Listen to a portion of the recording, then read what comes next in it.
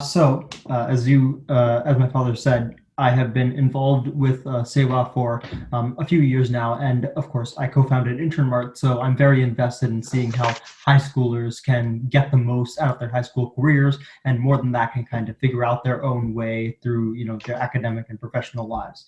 So I'm going to start with an overview of this panel before I introduce the panelists, just to give you all an idea of what I hope you all to take away from this panel, what we're going to be covering, and what the structure of the panel will be. This general structure of the panel, just to let you all know, will be that I will be giving an overview of it now, then I'll introduce the panelists. We will have about a 40-minute Q&A session led by me as the moderator, and then we will have afterwards, we will end the panel, and hopefully and I'm going to summarize some key takeaways at the end of all of that, and hopefully you all will learn something that each of you can take away from this panel.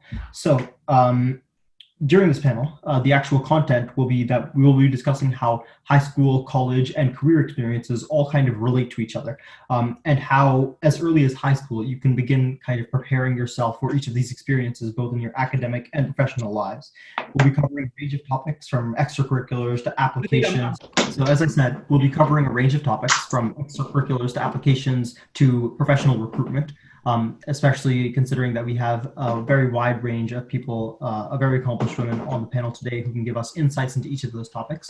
And we're going to be discussing how experiences at each stage relate to and build off of each other.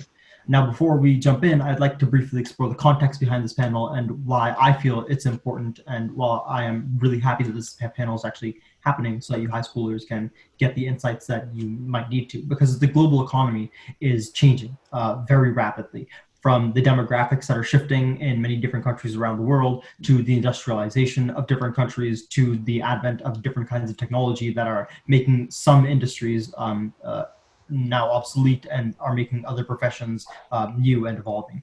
The next generation, namely you guys, must be ready to adapt and to learn to these different kinds of positions, and must know how to take on positions that have never been taken on before. And colleges and employers both look for these kinds of traits in the people that they're hiring for certain positions. And somehow, students like all of you have to balance new responsibilities with academics, with extracurriculars, with the social life, all while gathering the experiences that you need to learn how to adapt and to show the skills that I mentioned to recruiters and to admissions officers. And with all of that in mind, I personally know that it can be so difficult to have a fulfilling academic and personal life, or to know how to even start doing both of those things in high school. So how do you prepare for higher education? How do you really prepare yourself for a career in any industry of several years down the road? And what kind of experiences are necessary for you all to have in high school? Hopefully, those are the questions that we can answer with this panel, or at least give you some insight into learning how to answer on your own. So we have several very, very accomplished women on the panel today who I'll introduce shortly, and it's my hope that their insights on these topics will help you all start preparing for the next stages of your academic careers. So with that, allow me to introduce the panelists. Firstly, we have Nikita Salunke, an incoming freshman this fall at Stanford University studying material science engineering. So firstly, we have Nikita Salunke, an incoming freshman this fall at Stanford University studying material science engineering, and a current high school senior. I'm sorry, I have to disagree with that because I go to UC Berkeley, which, as some of you may know, has a strong rivalry with Stanford University and always will. Next, we have Sonia Salunke, a recent UC Berkeley graduate from the Haas School of Business, current member of the Rock Health Events and Programming team, and a soon-to-be strategy consultant at Accenture Strategy this fall. Sonia, if you can say hello. Hi, everyone. Good to have you here. And finally, we have Dr. Darshan Nadgarni, a startup job recruiter at her company Winning Differences, where she has decades of experience hiring qualified candidates for a range of positions. Hello, everyone. Yeah, thank you for your time, Dr. Nadgarni. So without further ado, let's begin the panel. I'm going to start off with somewhat of a provocative question. That goes like this. High schoolers already have a lot on their plate, from academics to responsibilities to any number of other things that they may be doing at the time.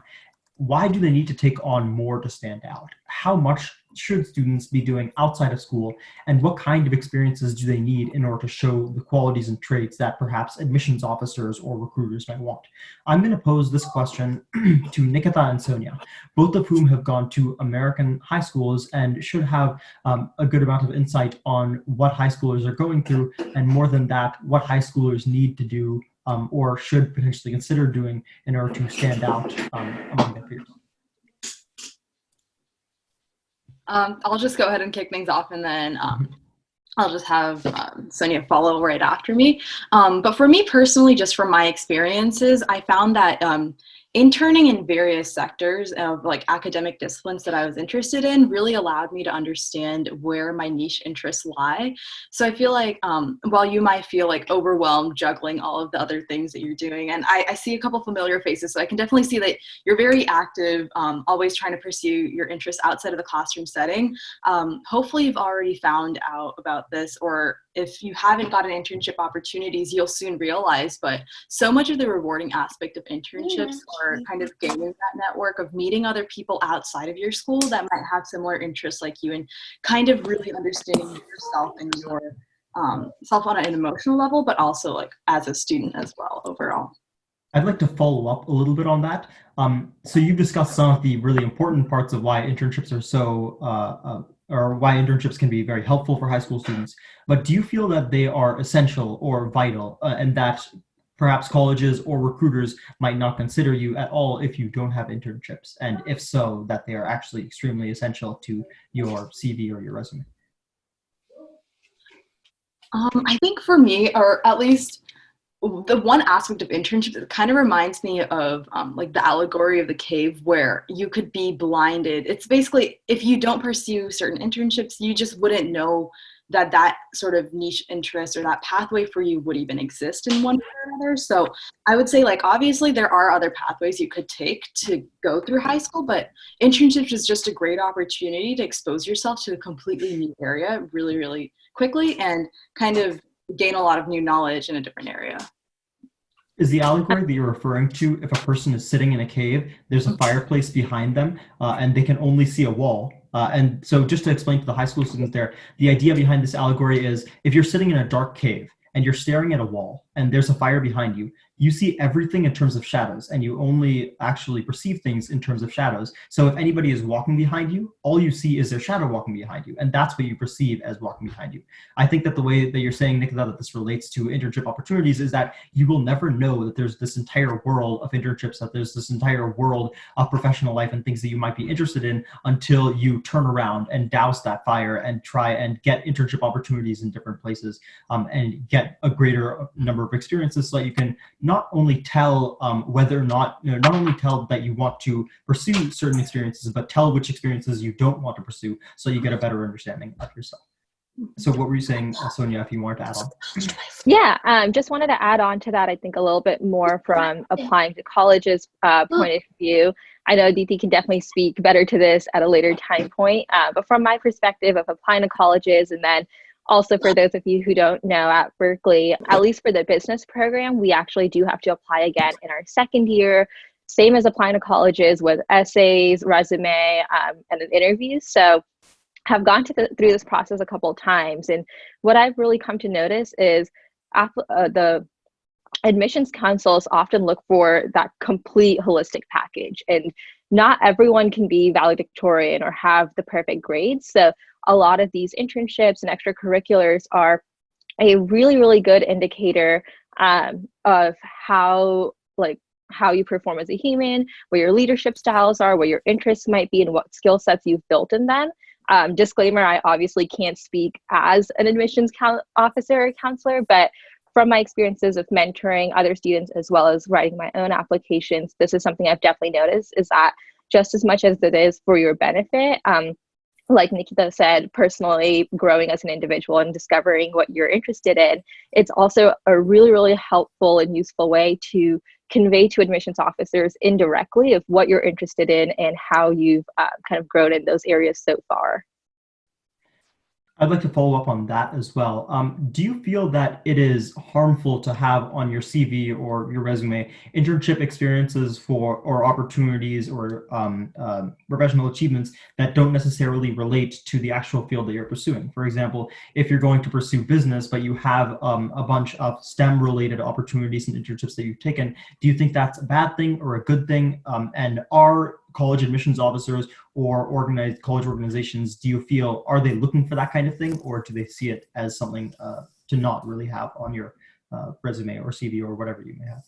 Yeah, no, I'm really glad you brought that up. And it was definitely something I like to talk about in depth. I don't think there's any harm in having things that don't directly relate to what you're interested in, whether that be sports or it might be disciplines that are not directly aligned with the career goals that you're going towards or the specific job you're applying for.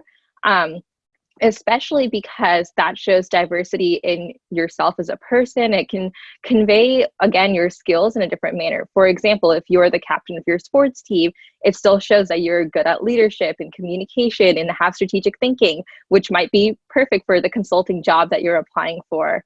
It also helps show that you have dedication to the things that you're doing. What I'd like to say is that even while I'm saying that extracurriculars that don't necessarily align with what you're doing are good, there are points where you want to be cognizant of what extracurriculars you're pursuing and to what capacity. There are times where it can be potentially unhelpful, not necessarily harmful, but unhelpful in helping you progress. For example, if you're very diversified and unable to commit completely to a couple of them, if you're constantly picking up things and dropping them, and it's okay to do that a little bit, but if you've joined like 24 in the course of 2 years and you keep going to 1 or 2 meetings and deciding it's not for you, that might be a time to really think about which ones of these am I interested in? Should I be letting go of some to really commit to others, both for your own sanity and also to be able to demonstrate that consistency and commitment when you are applying to things. Right. I completely agree. It's very important, in my opinion, to get experiences across the board, but it's also important to try and narrow down and see what your interests are. One thing that I'd like to highlight about Sonia's answer that I found really compelling was that she talked about how admissions officers and other organizations look for characteristics from a lot of the experiences that you have, even if they're not necessarily related to the field that you're looking into. A lot of the characteristics of, say, leadership, teamwork, organizational skills, these kinds of things transcend different fields and can be demonstrated whatever opportunity you may be taking. So in other words, there's not necessarily any harmful opportunities. Everything is going to help you in some way, as long as you show all of the qualities that you believe are good about yourself in each of these opportunities. And I'd like to kind of segue that question into a next one that I'm going to pose to Dr. Nadgarni, which is that all of these experiences in high school and college that we've been discussing, ultimately, many of them are going to be leading towards proper careers. So Dr. Nadgarni, since you have decades of experience recruiting for the top healthcare organizations, what kind of characteristics do you search for during this process, and what kind of qualities do you feel are essential for, let's say, college graduates or professional workers to have when they are applying for certain positions or trying to do what they want to do? So I was going to actually speak a little bit about how you want to prepare yourself to for your career path. And what I want to say is, first of all, you must dream. And you don't have to necessarily ground yourself in reality right now. Hopefully you've been doing the dreaming for a few years, but your internships and your work experience, volunteer work, etc., it's like your dreams are like a picture that you have, and your work experiences will start to fill in the colors. And you will remember your first jobs, first experiences all your life. And I see a huge connection. We'll speak a little bit later about that, but I see a huge connection of what you do in your high school with what you end up doing later on. So you want to make sure you dream. You want to get as much education as you can. This is your time to learn. You want to get as much education, but remember, you don't want to be overwhelmed. Your education should incite your passions, but should not become a drudgery. So you don't want to overwhelm because somebody is doing something. You don't have to take all the AP classes because your neighbor's kid is taking all the AP classes. Just take what fits you, because ultimately your career has got to be right for you. It has to be a path that works for you. It has to be unique to who you are. And I want to say a little bit, and we'll talk a little bit later on more about this, but I want to say that your career or your path that you choose, it's not just going to be about your career. It's also going to be about your life. It may not end up, what you choose right now and you think that it's your ideal career, it may not end up being your ideal career, but it might be something that that is fulfilling in some other way in your life that boosts your career. So don't think that what you choose has to be your career. Just be open and flexible to learning. That's kind of basically what I want to start out with. I also want to say that it is very satisfying and fulfilling to speak to amazing young people like you. So I feel very honored and privileged to be able to do that. Thank you. And us in turn are very happy to have you, because your insights, with all of your experience, are very helpful to us young people. Just as you learn from us, we learn from you in turn. So thank you for your time, Dr. And I'd like to kind of take one of the concepts that Dr. Nadgarni was talking about, and that's about how it is about the journey that you are taking in order to get to wherever it is you might go. You have to dream in order to properly achieve whatever it is that you want to achieve, and dreaming is the most important part of it.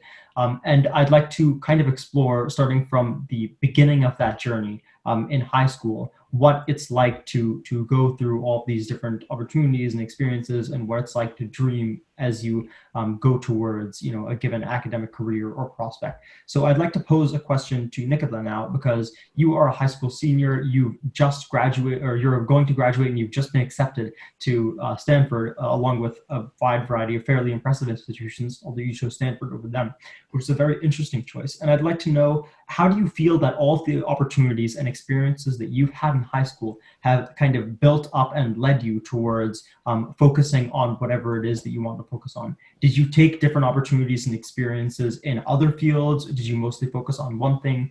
How, in Dr. Nadgarni's words, how did you dream through the process?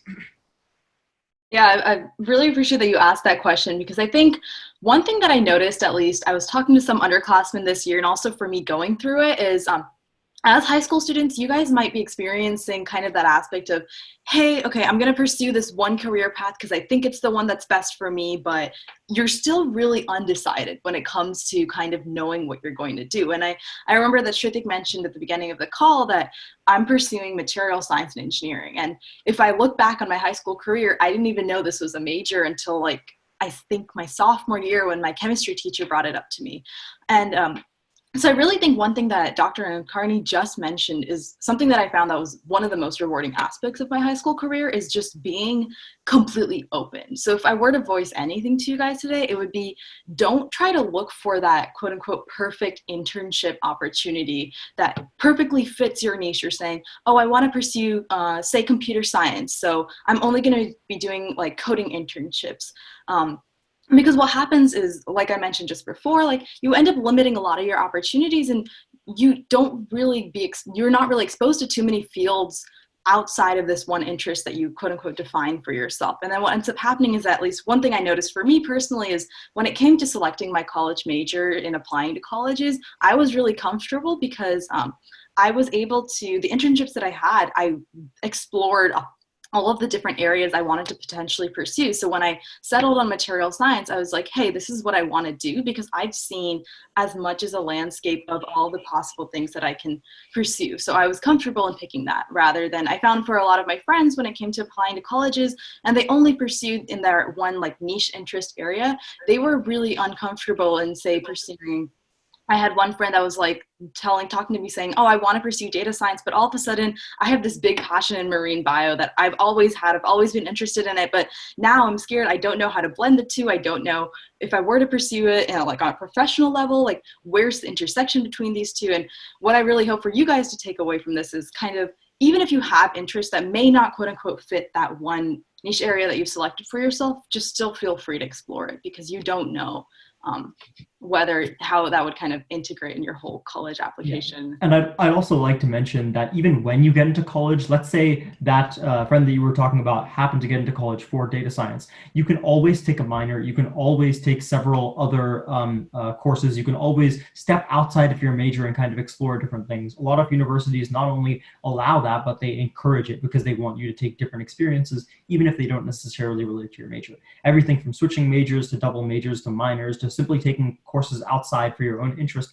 all of these are potentially things that you can do in order to kind of pursue the things that you want to pursue that relate and how they relate to your major. So I just wanted to mention that. And kind of continuing along that idea of the journey that Nikita has been describing, I think that's the points that you brought up were very important about how it is important to really focus on what you are personally interested in doing. Now, I'd like to pose a question kind of along that same path, the next step in the journey, essentially, to Sonia. You've just graduated from UC Berkeley. You're about to take a position as a strategy consultant this fall at Accenture Strategy, and you have many different things lined up for you, essentially, and you've gotten many different experiences. So I'm wondering, what has your journey been like? And more than that, what kind of experiences, if any, do you feel like you should have gotten in high school or you did get in high school that ended up being very helpful to you? Something that I hope that many members in the audience will kind of relate to, the idea of, what opportunities do I need? What experiences should I be getting right now? Hopefully, Sonia, you can give some insight into that, or at least into your journey. Yeah, absolutely. And I definitely echo everything Nikita is saying. I'm really, really glad that she shared that, because that's something I wish I had known earlier. But nevertheless, as I look back on my journey through the ends of high school and college, I see that I did embody it to some sense. So I would say the nice thing about when you transition into college, and I'm hoping there are some upperclassmen high school students here that this will be a little bit more relevant to. But as you transition into college, a lot of what feels like the barriers of getting into college are removed, and you're no longer necessarily doing things for the application and for the college admissions councils to look at. And I really, really want to encourage making the most of that. When I came into college, I had a very general idea that I wanted to be in healthcare, but did not want to go to med school. And that was pretty much all I knew. And even now, it's pretty much all I hold certain. But what that allowed me to do was really explore through different career paths and different extracurriculars to understand what I was really interested in. I can count off countless internships or clubs I was part of on college campuses, many of which I did not stick through to the end, but some of which have really defined my journey. And that's something I really want to encourage, is go out there and explore. And stay out of your comfort zone. You don't necessarily have to go for the traditional internships or the programs that everyone is talking about. Go and make your own opportunities. And this kind of ties into insight that I would definitely have for high school students.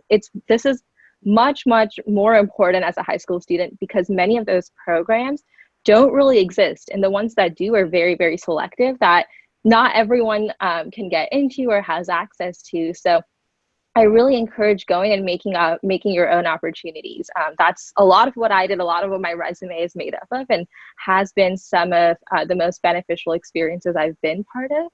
And so you're probably wondering, what does that mean? How do I just get up and do something?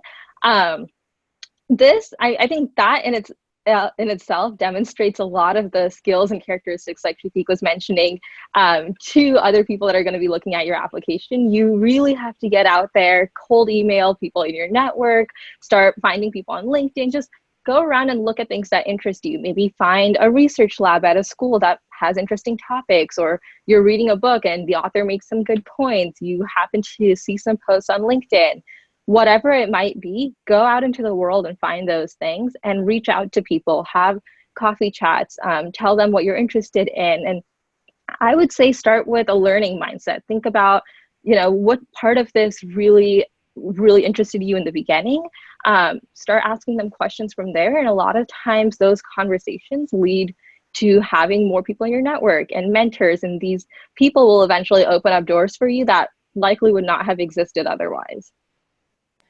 I'd like to follow up a little bit on that. With all of the experiences and all of the takeaways that you've kind of described from your entire journey through high school and through college, all of those have been kind of building up in some ways, pushing you away from a certain pathway, in some ways pushing you towards a certain pathway, and ultimately have steered you towards taking a full-time position this fall at a strategy consulting firm. So what I am wondering is, how sure are you in terms of the career pathway that you've chosen? Are you still open to changing it, or have all the experiences that you've had in high school and college essentially built up and made you absolutely sure that you want to pursue this? So how certain are you? Yeah, absolutely. I think to answer that question, I have to touch on some of my previous experiences. If you had asked me as a freshman in college, consulting was something I barely even knew about and had maybe heard people drop buzzwords here and there, but didn't know if that was something for me. And what really helped solidify that decision and makes me kind of confident in taking the next step in my life is all the past experiences. I know this has been touched on a couple of times, but I think it's really important to reiterate that your experiences are not only for your resume and to indicate things to your employers, but it's also really to shape yourself and understand who you are and what you enjoy, what brings you fulfillment. So for me, that was kind of the goal of seeking out professional opportunities. Is I would go into an internship and really think, okay, this is what the position is, this is what I want to get out of it, but constantly ask myself, am I enjoying this? What parts of this do I enjoy? What skills am I using here that I have kind of an innate ability to do? And which skills here do I struggle with that I might want to build on, but maybe don't enjoy so much that I want to explore in a full-time career? And as the years went on, as the different opportunities went by, I was really able to narrow down and hone in on, okay, these are my subset of skills and things that I enjoy. What is a career that matches this pretty well?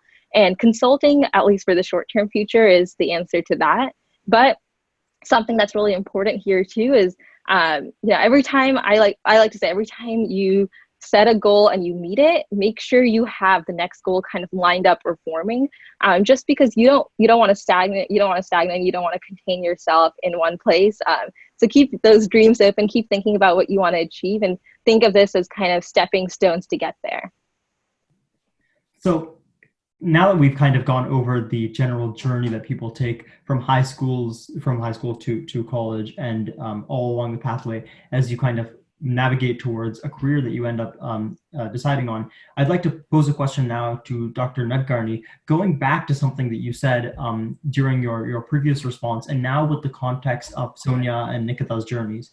How do you feel that the early experiences that people have in high school and college end up relating to the careers that they end up taking later on? Do you feel that generally, the first couple experiences that people have in high school end up being the journey that they take, or is it more about what ends up defining people and what people are actually interested in, and it might end up taking a long time in order to find that, but ultimately they do? What are your thoughts on this kind of journey and how these early experiences really define you? And if you could potentially include anything that you feel that high schoolers should probably think about when they're kind of looking at these different experiences, figuring out which experiences to take in the first place. So what are your thoughts, Dr. Nadgarni?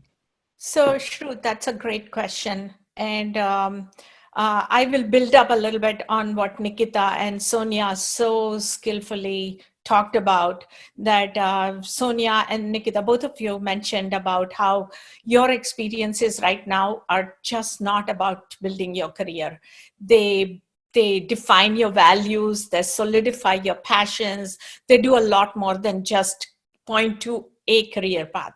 And actually, I grew up at a time in India where we did not have internship opportunities. We did not have work opportunities, social service opportunities, volunteer opportunities, and so on. We just had a slatted kind of education path. However, I still noticed that people, what they did during their high school years, that totally ends up defining what they end up doing, becoming, and what ends up becoming their passion in some fashion or another. So I'm going to give you, I'll share with you 3 experiences. One of the experiences is one of my clients. He actually made in his high school, in India, they sell books on the roads, which come from the Western world at that time, on physics, chemistry, and so on. So he made little radios to sell and then he would use that money to buy those books from the street vendors. In his adult life, he combines his bookish love for bookish knowledge with his entrepreneurial proclivities, and he is a very good entrepreneur who has formed several companies. So that's one example. I'll share with you another example of myself.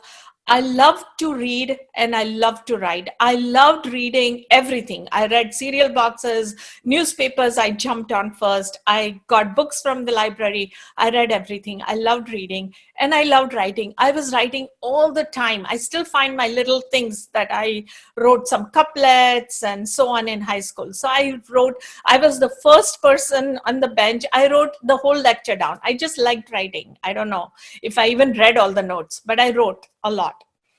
And one of the things I ended up doing now, I mean, I did some writing for newspapers and so on, but I realized that it was not a paid career I was looking for in writing. And it wasn't like I wanted to write about a Bollywood star visiting Bay Area. So now I have a blog. I like writing about science, technology, and so on.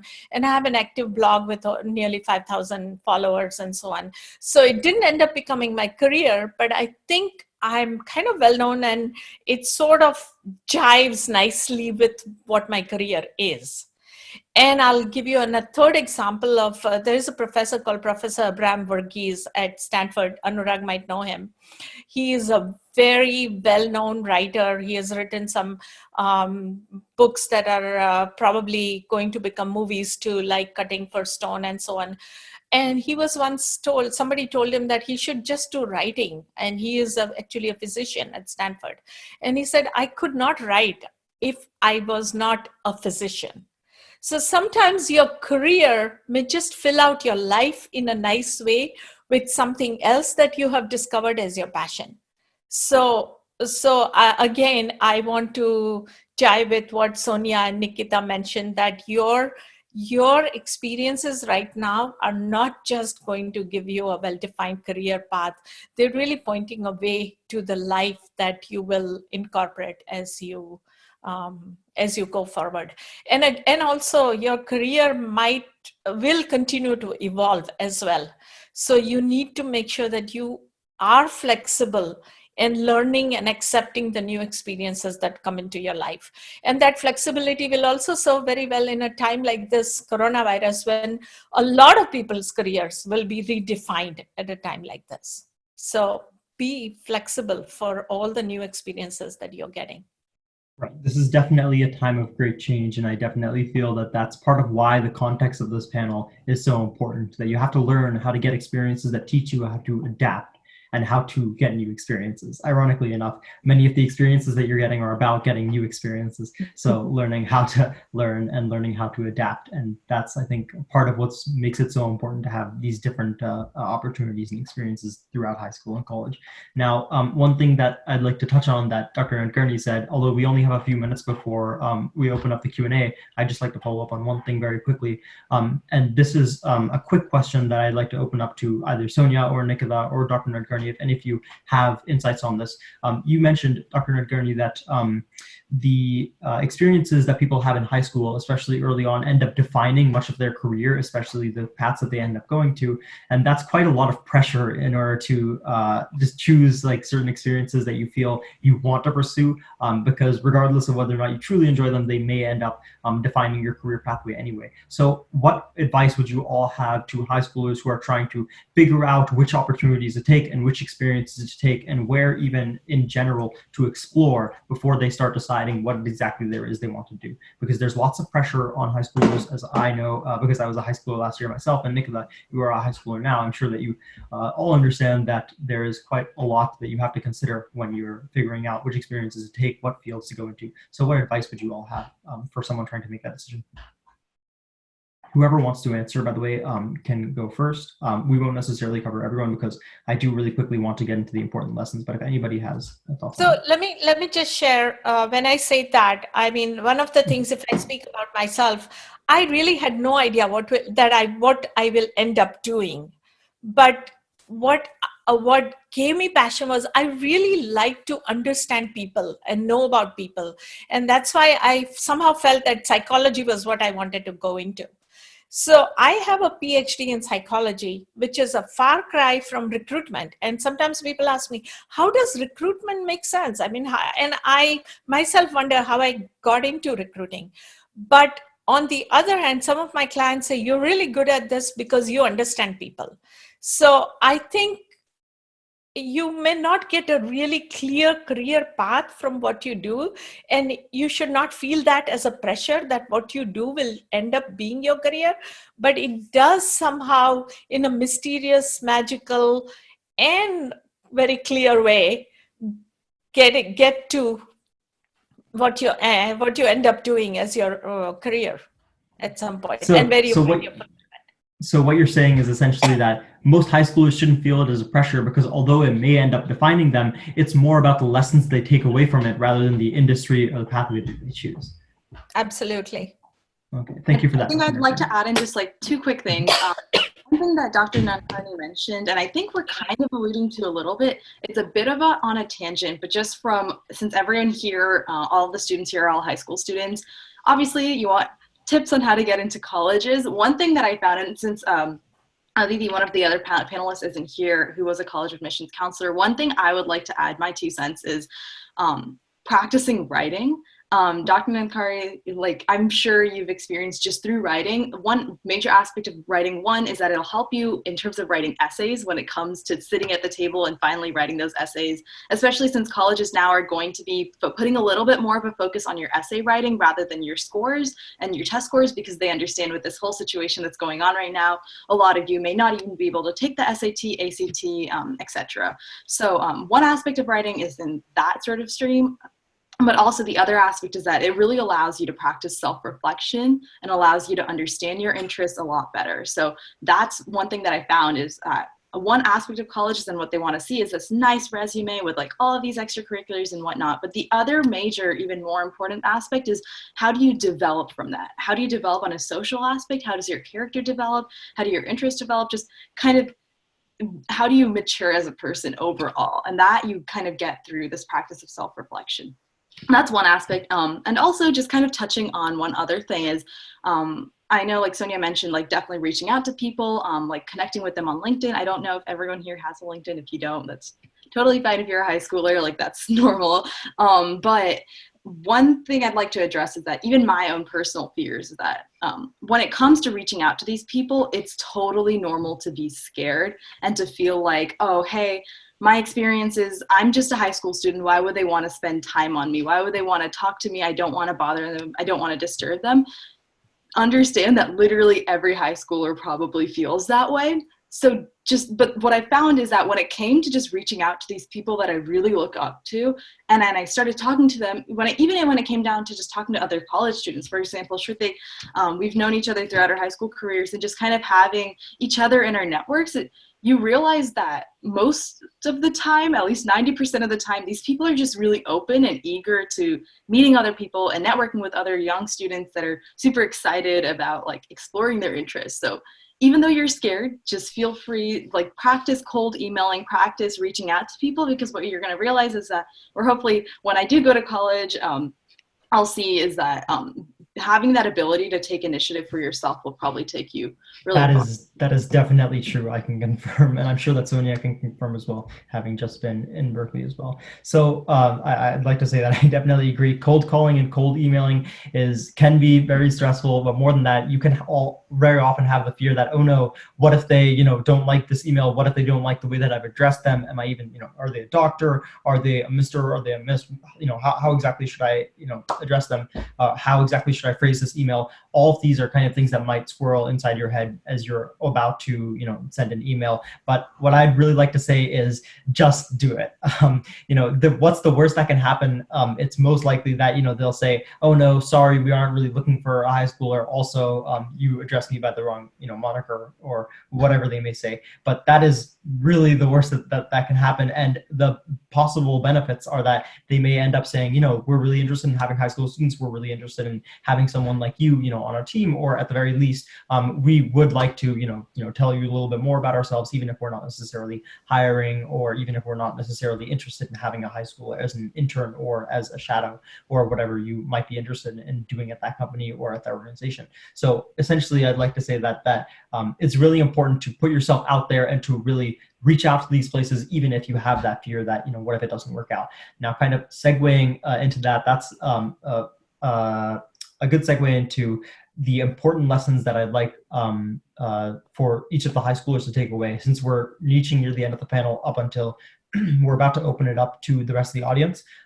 I'd like for, if possible, each of you, Sonia, Nikita, and Dr. Nadgarni, to give one lesson that you feel high schoolers should take away from this panel overall, especially as how it relates to your current, the current stages that you are all in your journeys. Each of you, Sonia and Nikita, you're both in kind of transition phases where you're about to go to the next stage. So I think that you would both have very good insights that would be very helpful for the high schoolers. And Dr. Nadgarni, with all of your experience, I feel that you'll have some very, very good overarching insights that high schoolers might find in retrospect are going to be very helpful. So each of you, if you could give a single lesson or a general theme that you feel high schoolers should really focus on while they're kind of trying to figure out where they should go, what kind of experiences they should pursue, that would be great.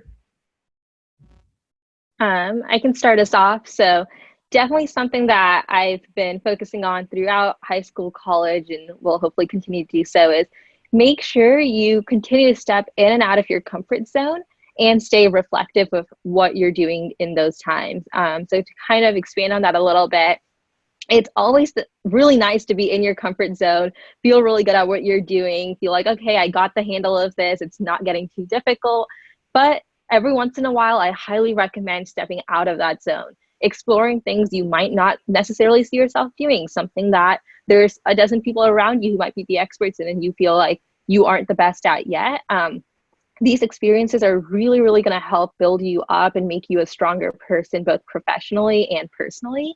And when I add the reflective element, I really mean be cognizant of what you're doing every day. Think about what actions you're taking to better yourself, what your current stage is, how content are you in it, if you're not content, why are the things that you're doing not feeling fulfilling, whether this be the extracurriculars you're part of and you're thinking about, are these the correct mix of things that I want to be involved in, or it's looking at different career options, or it's just thinking about what passions you're pursuing. If there's something you really enjoy doing on the side, put a little bit more time into it. Like Dr. Nadgarni said, you never know what they're going to turn into or how they're going to translate into your professional life too. So that's definitely something I would recommend taking away for anyone of any stage of life. And I really like that that's actually two different key takeaways kind of that really relate to each other. One being step out of your comfort zone, look into industries or into places that you feel that maybe you aren't necessarily interested in, but you might have a passing interest in, because that might end up being the thing that you fall in love with. A really good way that I would describe this is oftentimes some people will like see an opportunity, even as a high schooler, you'll see, oh, there's a job posting over there, or there's an internship over there, or there's an opportunity or a project over there, but it's not really in the field that I'm interested in. Go for it anyways. If you feel that you might have any benefit for it, go for it. And the second thing that Sonia was talking about was, one was stepping out of your comfort zone. I'm forgetting what the second observation was. Being more reflective about it. Yeah, exactly. Knowing exactly what your next steps are, looking at what your daily routine is, what you're currently doing, what the current stage that you are in, and being cognizant of exactly what it is you're doing and focusing on what at any given time your next step is in terms of your career pathway, or even what you're just generally interested in doing or what you want to do with your life. So that's two very important things: stepping out of your comfort zone and knowing what your next steps are, being cognizant of what you're doing now. So maybe we can move on to Nikita if you have any takeaways that you really want these high schoolers to know. Yeah, definitely. I think I've spoken a lot about like certain takeaways that you can have, but I think one thing I can offer right now is just sort of a little anecdote in terms of my high school journey. Like I mentioned before, like my major is right now, I'm thinking of going in material science, having a sort of blend with the humanities, and that sort of area of interest. But what I found is, or at least for me, my freshman year, my research experience, I got involved into research pretty early on, luckily with that whole aspect of initiative and just taking on any opportunity I had, going with that sort of mindset. I was able to work with Shritik on a project. So that's how we were able to meet early on. But my projects back then were really focused on like biochemistry, bioengineering, into that niche. And then the next summer, I ended up doing research into quantum physics, which is, I would like to say, very different than biology. And that complete flip, the reason I went into that was just, hey, I was kind of interested in this subject and the topic seemed really interesting, and I just forgot about the fact that there was no biology aspect in it. And what I ended up finding is that kind of that one common thread between and link between these two projects was that they were both rooted on materials and understanding how materials function. And that's when I started to realize, like, hey, this is the sort of niche that I want to go into.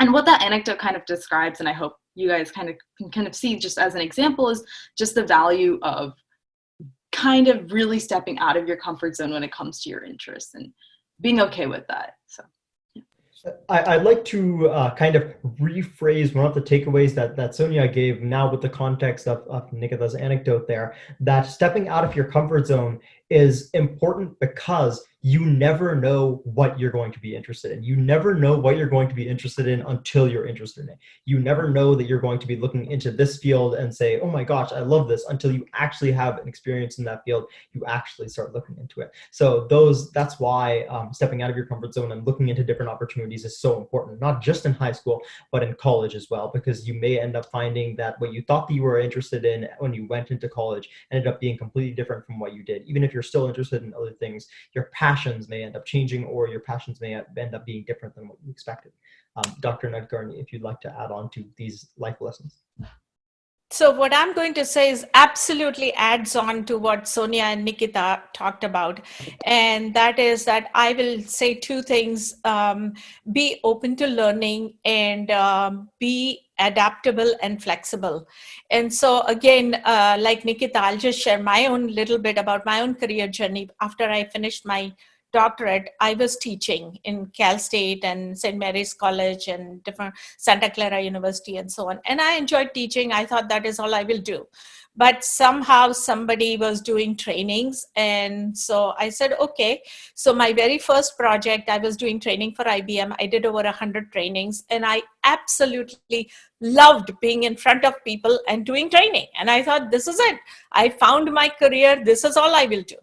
But then somebody was looking for a job, and I knew somebody who was a CEO. So I said, this guy is looking for a job. If you want to hire him, he got hired. So I sent him another guy. And he said, you know how difficult it is to find these people? Maybe you should do recruiting. I said, I have no idea about this. So he said, go to some conferences and learn about it. So I went for a conference. I loved firstly the conference. So I thought I can write a blog, because interpret science for lay people. And then I said, oh, that might be interesting. So that's how I got into recruiting. So just be open to learning and open to experiences, and remaining adaptable and flexible will ultimately get you to where your passion is. Right. Be open to all the different experiences that you may end up having the opportunity to take in high school, in college, and beyond, because I find it really fascinating that Dr. Nadgarni, you took a PhD in organizational and social psychology, and then you went on to teach that for 8 years. And then you changed your passions, or realized a different passion in training. And then you realized that you had a talent for recruiting, and that's what you ended up doing. So it was a long journey, and I'm sure that you are happy with the result, because as I can see, you've been there for decades, and you clearly have a lot of experience, and you're clearly very talented. And I still do training as well. So. Right. So many different experiences end up building up to what you end up doing in the end. I just said the end like 3 times, but you understand that my point is that Yes. You never really know what you're going to do. And all of these different experiences are very important for you to collect, for you to gather, and then for you to learn off of. Now, we only have about 5 minutes left, but I would like to open up the panel to audience Q&A, where anybody, if you have a question, you can unmute and you can ask a question. There might be a little bit of chaos, but we'll sort that out. There's a method to the madness. And if you wanted to say something. Yes, I just want to quickly say three things very quickly, and then we can go into the Q&A from the students. So may I request everybody to turn on your videos now? I know we had asked you to turn them off while the panel was going on. So turn off your videos, keep yourself on mute, and as you have questions, unmute yourself, and hopefully there is a etiquette that we can follow where only one person asking a question at a time. And second thing I would say is that this was one of the best panels on career discovery and getting different kind of experiences of high school that I've ever come across. I do a lot of panels, as does Dr. Nadgarni, and this was one of the best panels that I've come across on these kind of topics. So thank you for that. To all the panelists and moderator, you did a great job, Shrew. Loved it. There are a lot of takeaways that I heard. The one key takeaway that I do want to connect back with InternMart. This is a Seva InternMart program. Seva is a nonprofit organization that is trying to bring social sort of justice and equality and sort of doing something with the society above self, which is what Seva means, as a key sort of value to inculcate in the high school kids. That's why this program exists. And InternMart is all about career discovery, which is a sense of exploration, being open to experiences. And who says you have to be one thing all of your life? You can be multiple things. We are diverse, set of values and characteristics and skills within ourselves. So we can be multiple things. And I think the panelists actually articulated that better than I could. So I just wanted to remind everybody that this is exactly the objective of this program, Seva Internmart Internship program, is to bring that exploration to you, that career discovery to you, and hopefully when you graduate to the phase 2, which is the internship part of it during the summer, you would have by that time given a lot of thought to all of this. And this was a great session to actually get you to start thinking about it. Next week, we can actually talk a lot more about you, each of you. So be prepared for that. So spotlight will be on you because everything that we heard today from these panelists, we will be talking about you guys. So just keep that in mind. So with that, let's just get into questions. And by the way, we can extend this by another 5 or 10 minutes if the panelists are willing to stay on for maybe 5-10 minutes extra. We usually are very punctual about time and we end on time. But this is such a high value, and I don't know when I'll be able to bring this panel together. Right. This panel. I'd like to jump right into the Q&A session because I must say I don't want to take up too much of each of your times, but I really appreciate each of you as panelists being here on this panel and giving all of the insights that you all have. It's such a wide range of experience levels that we have here, from a recent college admit to a recent college graduate to someone who has been working in the industry for decades. So we really appreciate all of the insights that each of you have, especially at different stages. So here's how we're going to do this. If anybody has a question, you can either type it into the chat or you could unmute yourself and ask it verbally. And I'm going to field each of these questions to one or potentially multiple or all of the panelists based on which ones they're relevant to. I'm going to start with Sachi's question, the one that she just asked. Are there any specific things that colleges look for students to do in the summer? Because I hear a lot of people talking about different prestigious programs. What do colleges look for in terms of what high school students do in the summer? I'm going to pose that question to Sonia and Nikita. Both of you have had experiences in terms of college admittance, especially recently with American colleges and American high schools. Both of you haven't gone to them. So what do you think about what high schoolers need to do in the summer and what important programs they might have to do, or possibly if they don't need to do anything? I think I can just kick things off. From my personal experience, at least when it came to these quote unquote prestigious programs, I did personally go to a lot of programs during my high school career. That was just sort of the pathway I went through. But talking to my other friends that gotten into Harvard, Stanford, MIT, any school you can name, they've gotten into. Their experiences over the summer, actually, a lot of them just, some of them went into internships, some of them did some volunteer work. So really when it comes to how you spend your summers, understand that a major aspect of it is just kind of building yourself up as a person, and taking summer as a time as a break from your mind, but more so a break from the routine that you have in high school, and kind of replacing that with another routine that may not be be a little bit outside of sort of a really structured format. So I wouldn't say take summer to like completely relax, but I would say take summer as a way to break the routine that you already have in high school. But don't feel pressured to go to these prestigious programs, but I can definitely say like you could get a lot of benefit from it if you do. The summer is great, especially in high school, because you don't have anything that you really need to do. I know for a lot of colleges, especially for the more difficult STEM majors, a lot of people end up having to, as I will this summer, having to take classes during the summer, so that can really put a burden on their schedule. So really appreciate the time that you have, and if there's anything that you really want to do, try and pursue it. Sonia, if you want to add on to that, and if anybody has any questions, you can always unmute yourself and ask them. Yeah, so just quickly adding on to that. So I did fewer programs during my high school summers. I actually spent a lot of time just interning and volunteering. And when I say interning at the in high school, I basically just helped start a summer camp, and I was working there, building their curriculum, but also working as a teacher's assistant, which, if you think about it, doesn't align with my professional skills perfectly, but it gave me the opportunity to, again, explore some of those skills, apply myself as a leader, and just demonstrate to colleges that I was being active and pursuing things I was interested in. I was working with organizations that I enjoyed and just focusing on passion projects, which is why when you kind of frame it from the college admissions point of view, they, or at least my opinion is, they don't particularly care too much about what you're doing. It's a lot about conveying who you are through those actions and demonstrating just general interest, passion, dedication to the things that you enjoy. Definitely agree. And it looks like we have kind of a follow-up question to this idea of, pursuing what you enjoy and what we did over the summer. It looks like Risha has asked, what did each of us actually do during our summers? What kind of experiences and opportunities did we take? And I'd like to add on a part to that question of how did that kind of influence the way that each of us had a career pathway. So if you, Sonia and Nikita, looks like this question will essentially be for you as well. But Dr. Nadgarni, if you did anything that you remember in your high school that ended up influencing you as well, the question is also open to you. So whoever wants to take it. So when I was growing up, as I mentioned, we didn't have a lot of opportunities for internships and so on. But what I remember is I devoured the books. I loved reading, and I read a lot in summer. So I read some light books, a lot of classics. So basically that's how I spent my summers in India in high school.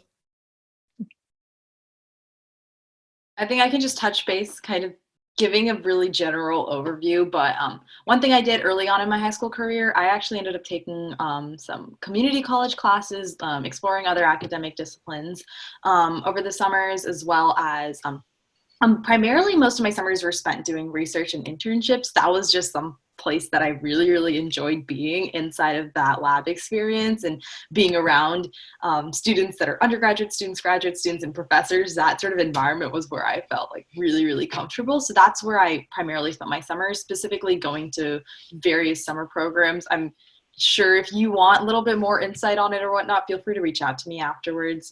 You can see more so of like the pathway they took on my LinkedIn and everything if you really want to know about the details. But yeah, overall, just like primarily research, community college classes, and just a lot of writing, reflection, just giving yourself a time to really. Yeah, Nikita, you've definitely done a lot during your high school, which I'm sure is contributing to part of why you got into so many good institutions.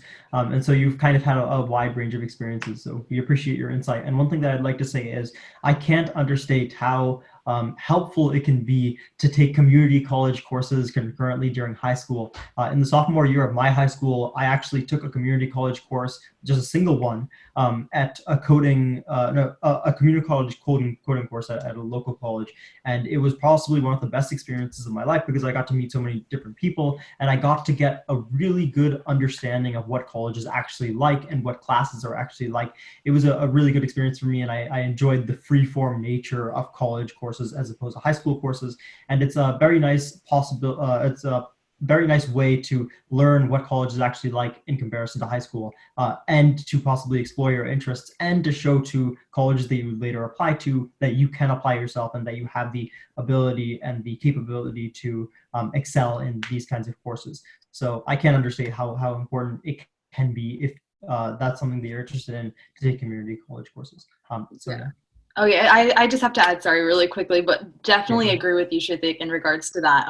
One of the biggest regrets I would, or one, not biggest regrets, but if I were to say, if I were to redo my high school career, the one thing I would do differently is definitely really try and take more community college classes, because they're just so much more fun. And I feel like in some way a little bit more low stress, because you get such a diversity of students that come your way. So, and you get to learn about a really niche area, and it's really fun. So yeah, definitely. Sonia, do you want to add anything, or we also have many different questions that we want to get to as well, but if you have anything that you really want to say, you can. Yeah, no, I think that covered it pretty well. We can go on to the other questions as well. It looks like we have a lot of different questions. I really appreciate it, guys. I love to see it from high schoolers, especially myself having been in high school last year. I really like to see, your bright young minds looking for answers to the questions like these, because it's really difficult often to get answers unless you actually know people who are as accomplished as Sonia, Nikita, and Dr. Nadgarni, which there are very few. So let me just look at the next question. How did all of you guys get your internships? To be specific, how did each of you apply and reach out and get these internships? What's the process like? I can definitely relate to this query. How do I even start, getting towards an internship? How do I even look for it? Who do I reach out to? What if I don't have any connections? Even if I do have connections, what do I really do? Sure. So can I jump in quickly and before the panelists respond? So by the way, we're gonna work with all of you as part of this program to bring these diversity of internships. There are going to be dozens of different kinds of opportunities, actually hundreds of different kinds of opportunities that you're going to be exposed to through the platform. So just keep that in mind. But that's a great question. So if none of those hundreds of opportunities interest you, how do you go out and beyond and do what the panelists did? So maybe with that context, you can ask the question. If I may add here too, I think Nikita had mentioned earlier that reach out to people on LinkedIn and other places and so on, which is great, because sometimes internships are not exactly advertised and so on. But I also want to add to that and tell you that don't take it personally if people are not able to, or they don't accommodate your request, because 7 out of 10 people most likely will not. And just remember that these adults have their own life issues. They're probably dealing with their kids' high school, or their next step in their own career, or buying their house or car or whatever. So don't take it personally if people cannot accommodate, but if you keep reaching out, as Nikita mentioned, you will find people who will want to mentor you and talk to you. Before we get into the full, answers to this question, if any of the rest of the panelists have an answer, I'd like to answer another question that just came up. What minimum legal age do you need to be to do internships? So this is something that not a lot of you might know, but essentially any age after around 14, people can do internships, because in a lot of cases, the internships that you might end up doing will be good experiences, but they won't be solid legal positions that you'll be taking, and you won't be using employment forms, because companies are not necessarily going to pay high school interns in order to be at their company, in order to work, in order to get this experience. It's a win-win situation for both, but at the same time, the companies cannot possibly afford, oftentimes their startups, to pay you. So although in some cases, I believe that there are some laws that mandate that certain types of internships have to be paid. And in those cases, there might be some age restrictions, but for the most part, there's essentially, as long as you can get the employer that you're looking at, or the company organization that you're looking at, to say, yes, we would like to have you, there is not really any legal minimum age. A kind of colloquial minimum age that might be there, I would say, is about 14, because below that, it's difficult to tell whether or not you can be a capable worker, or you can really apply yourself. But after 14, 15, 16, just depending on the kind of experiences you have, the kind of personality that you have, and the kind of traits and characteristics that you have, you might be able to easily show to an employer or an organization that you're skilled enough to actually do something. So in the end, it's just whatever the employer or government or organization thinks is acceptable. And so I'd like to return to the actual question. How did each of you guys do your internship? Sonia and Nikita, I know that you've both had at least one or more internships throughout the past few years. So if either of you want to answer that question, expanding on what Dr. Nadgarni said. Yeah, I can expand on both of those really quickly. So touching on the legal age one, at least I started working pretty early, I want to say around 14. And at least when I did, it was, the California law was you had to be 16 to get paid. But if you were under 16, there's like a quick form that your employer just has to like fill out, and you have to fill out. Not difficult at all. I would say do your homework, figure those things out, because if you are under 16, then you want to approach whoever you are for the internship with that information and show them that it's a really easy process, so they're not hesitant. And if you're over 16, then you're probably good to go for even a paid opportunity. So don't worry too much about it. And then touching on how I found the internship opportunities. So even through college, looking back, I think almost all of my internship opportunities, besides the latest one with Accenture, which is obviously a pretty structured program, were unstructured and self-sourced opportunities. And the way I would go about this is, one, work on your resume. Building out your resume, at least, is one of my favorite tasks, working on my resume and my LinkedIn, because it helps you put together everything you've done in the past and really understand yourself as a person. Lets you look at what projects have I been on, what skills have I developed, how can I project myself to be a valuable player on a team, and also what areas am I kind of lacking in right now that I might want to be exploring in, that I might want to take classes in or look at opportunities in. So really build out your resume. First of all, LinkedIn is really good for your online presence, and use those as opportunities to reflect on who you are and how you're going to project yourself. Then start answering some basic questions about yourself. I mean, a lot of times when you start an interview phone call, they'll ask you, tell me about yourself, which is a classic, hey, if you had to tell them about yourself, or if they had to know anything about you in under 2 minutes, what would you say? It's like your short intro. And then some other questions like what interests you, why that position or company, things like that. Start answering those interview questions for yourself so you're prepared. Then take that information and go look on the web. One of my favorite things is just to go on LinkedIn and look at people who were maybe 5-10 years ahead of myself in their careers, and think about, oh, I love the position they're in right now. Look backwards. What did they do to get there? And you'll notice that for any two people in the same or parallel positions, it's very, very rare that they did the exact same things to get there, which goes to reiterate that point of there's no defined path to get to things. You need to go explore and figure out what works for you. So I like to do that. And then, like we've been mentioning, reach out, make those connections, it doesn't even have to be somebody you're remotely related to or is in your network. Don't be disappointed, especially in the beginning. I know it's really, really hard, but it's at some point it almost turns into a numbers game. You really have to put yourself out there and be hopeful for what you get. But from there, practice also makes perfect. The more that you do it, you'll find tips and tricks that work for you, and you'll also be getting more responses. So I think that kind of sums it up, but let me know if there's any follow-up questions on that. I have a good amount of experience doing this.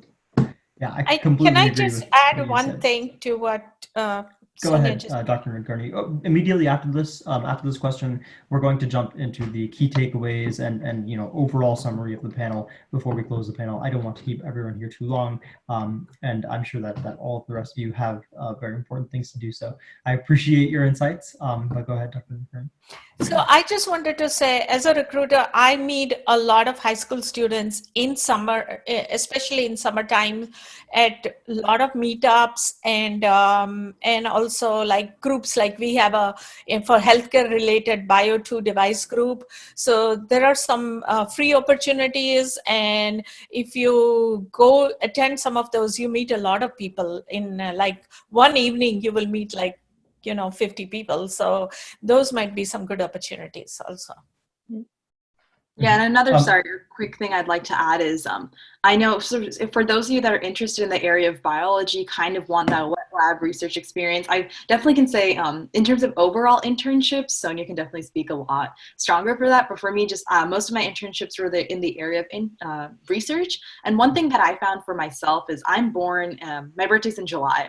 So when it came to applying for these internships, a lot of, in colleges, in research settings, they would say, oh, you're not going to be 16 yet, you can't enter our lab. And I don't know if you might have experienced that already. That's why the sort of pathway I took is that I first kicked things off with whatever opportunities that I had, and I made use of those, but also primarily focused on the aspect of summer programs, just because the age restrictions weren't there, and I was able to kind of get that internship experience despite me being, like, quote unquote, not meeting those requirements for age and whatnot. Another thing, but another thing going back to what Dr. Nadgarni said, I definitely agree with you, Nikita. But going back to what Dr. Nadgarni had said about, you might end up being a lot of different people at, an event.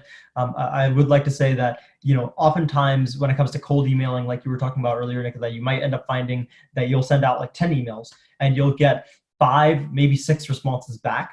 And of those 5 or 6 responses, 4 or 5 of them will be no's, and 1, maybe 2 of them might end up being yes. So you'll find that it's all about, reaching out to as many people as possible that you might potentially be interested in, and maybe somewhere down the line you will end up getting 1 positive response, because 1 positive response is all it takes. 1 yes, and you have a foot in the door. You can try and pursue that, and you can potentially get an opportunity that might end up changing your life, or at the very least will give you some very important things that you'll learn.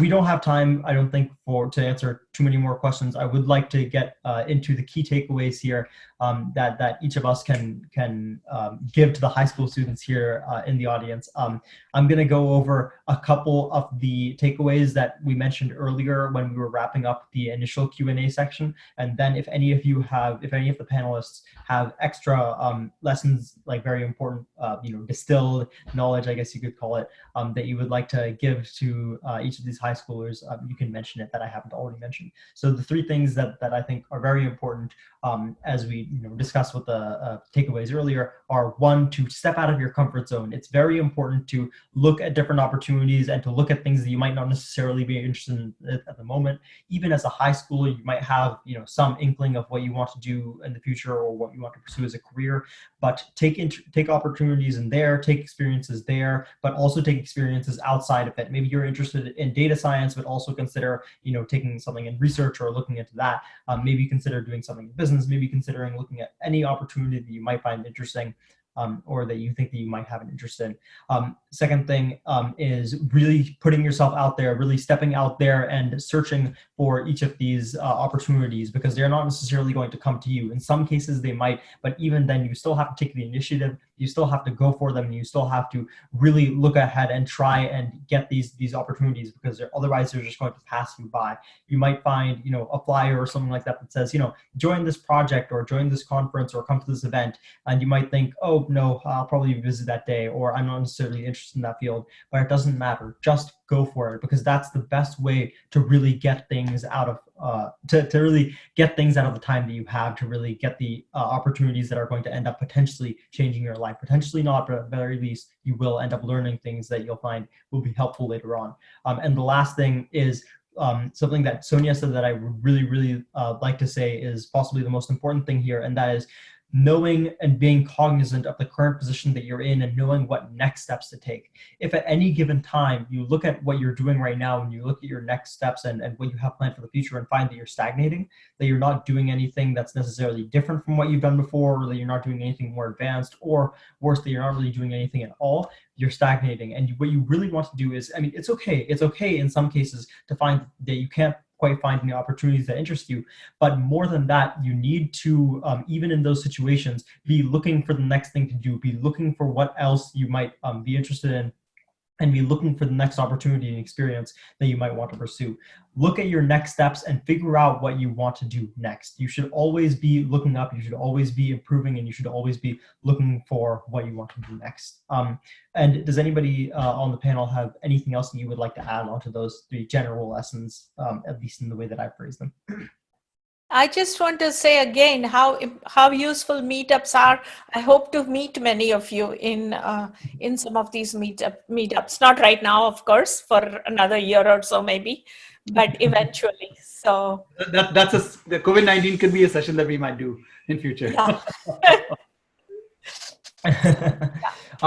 I really like to see that a lot of you are very young, and a lot of you are even going up to high school juniors and seniors, because this applies to essentially everyone, regardless of whether or not you're currently applying to colleges or you haven't even thought about it and you're not going to do it for the next few years. In any case, it's always important to look ahead and to figure out where you are right now and how you can do something better, how you can do something that's different from what you've done before and get new experience. Yeah, I think that was really well summarized, Shruti. Thank you for doing that and also moderating the panel. I think it went really well. Just something else to add on, which I think we've been touching on throughout the panel, and I really want to explicitly mention, is I know it's very hard to, or very easy to get distracted by everyone around you and what they're doing and feel overwhelmed that, oh, my friend is in like a dozen clubs and she's president of this and that, and what am I doing? And the other one is researching, and someone is captain of their sports team. I would say that is probably one of your worst enemies. And, you know, you and yourself and how you think about it can become really, really detrimental to your own success. So when you do that, be careful and think about who you are, what brings you fulfillment, what things you enjoy, and what your journey looks like. And I know, Dr. Nadgarni, you started off on this note, so I want to end it on this one as well. Focus on yourself and do things for you, and that's what's going to bring you the most pleasure and success as you move forward. Right. It's your journey, not their competition. It's not about one-upping your peers. It's not about being competitive and doing better than the other people. It's about figuring out what you want to do and pursuing it always, and always looking ahead to what you can do that relates to your interest, regardless of what stages other people are at.